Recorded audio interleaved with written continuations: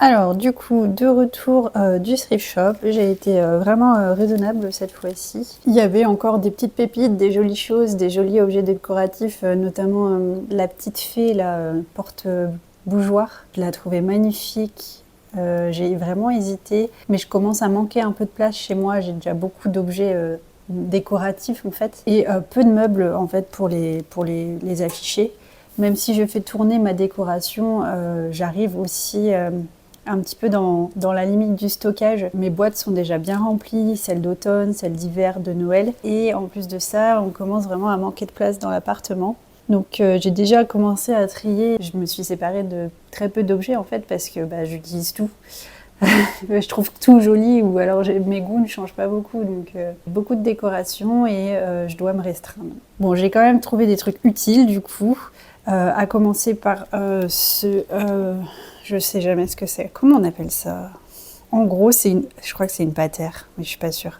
J'avais exactement eu le même problème il y a quelques vlogs de ça. C'est pour en fait suspendre derrière une porte pour pouvoir accrocher des écharpes, des vêtements, des manteaux. Moi, je vais m'en servir cette fois-ci pour faire sécher des vêtements. J'ai pas d'étendoir, j'ai un sèche-linge, donc j'utilise mon sèche-linge, mais c'est vrai qu'il y a certains vêtements qui sont fragiles, que je ne mets pas au sèche-linge et que du coup j'étends. Et il me manque un peu de crochet justement pour étendre. Du coup, j'utilise ce genre d'objet en fait pour pouvoir étendre mes vêtements. Donc là, voilà, il était à 2 $. C'est vraiment correct, il est assez grand. Je vais pouvoir peut-être même mettre des cintres pour rajouter justement des choses à suspendre, notamment les chemises que j'aime bien faire sécher sur cintre, qui ont des plis, on va dire. Hop, pardon, Penny. Hop, je le remets là. Elle va retourner le voir du coup. Voilà, très bien. Je me suis aussi trouvé un pantalon pour le travail. J'ai des couleurs en fait imposées de pantalons dans ma nouvelle école. Et les couleurs, c'est beige, bleu marine ou noir. Je ne mets pas de noir à cause des chats, vu qu'ils me mettent des poils partout, je ne peux plus porter trop de noir. Du coup, je mets essentiellement du beige ou alors du bleu marine à la rigueur, et même le bleu marine, c'est compliqué avec les poils de chat. Donc on est très couleur claire par rapport à ça chez nous, pour éviter que les poils de chat se voient trop sur nos vêtements. Vous voyez. On utilise aussi des brosses, hein. On a bien sûr des brosses pour enlever les poils, mais c'est plus simple en fait quand c'est sur des couleurs claires, ça se voit moins que quand c'est sur des couleurs foncées. Donc celui-ci, il est comme d'habitude à 8 $. Tous les pantalons sont à 8 $ au thrift shop. Et il est tout neuf en fait, il n'a jamais été porté.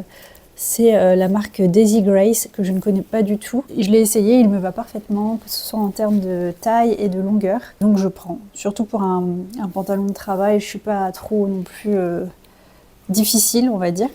Il faut juste que ce soit un pantalon confortable à porter, parce que je vais le porter souvent vu que c'est un pantalon de travail, mais sinon la couleur me plaît, on va dire. Je pourrais le porter dans la vie de tous les jours aussi. Le seul truc qui me tracasse, c'est justement les plis. Ça, c'est une matière que j'ai pas choisie du coup. C'est une matière qui va prendre des plis forcément. Donc il faudrait que je fasse attention, que je le fasse sécher sur cintre quand il sort de la machine, et que je vois si je peux le mettre au sèche-linge aussi pour éviter les plis. Enfin, dernier article que j'ai acheté, et toujours pour mon école, des livres pour enfants, 2 livres pour enfants. J'adore les illustrations de Eric Carle, il est très connu aux États-Unis. Là, c'est Baby Bear, What Do You See? Je crois que c'est aussi une chanson parce qu'il me semble qu'on la chante à mon école. Mais j'ai trouvé les dessins vraiment sympas. Faut aimer le style, mais justement, moi j'aime bien aussi montrer aux enfants des dessins différents, on va dire, des représentations différentes, un peu, comment dire, contemporaines. Là, le renard, je l'ai trouvé vraiment très très beau. Les phrases sont faciles à apprendre et à dire, donc c'est parfait pour moi, vu que je ne suis pas parfaitement bilingue, on va dire, donc c'est des sonorités qui sont faciles à dire pour moi. Petit écureuil, la petite chèvre, petit héron. Voilà, un petit putois aussi, enfin bref, très joli livre, très expressif, voilà. Pour des enfants d'un âge un peu plus mûr, bien sûr, parce que les pages sont fragiles, mais j'aime beaucoup. Donc je l'ai pris pour ma classe. Voilà. Hop. Et j'ai pris celui-ci, qui est aussi un best-seller. Voilà l'auteur. Et le titre original, c'est If You Give a Mouse a Cookie. Et là, ça doit être une suite, c'est If You Give a Mouse a Brownie. Et j'adore ce livre parce que en fait, ça raconte l'histoire de qu'est-ce qui se passe si tu donnes à une petite souris un cookie ou un brownie. Elle commence à s'installer chez toi et elle veut de plus en plus de choses. Ça développe un peu l'imaginaire chez les enfants parce que voilà, elle va demander de la glace. Ensuite, elle va demander à faire un spectacle.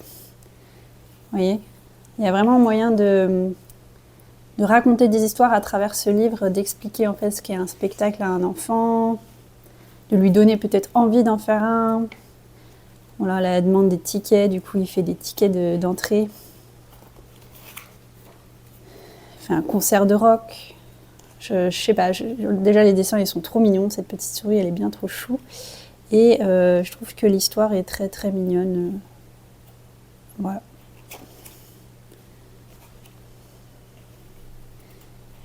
Je savais pas qu'il y avait la version brownie, parce que moi, celle que j'ai à l'école, c'est la version cookie.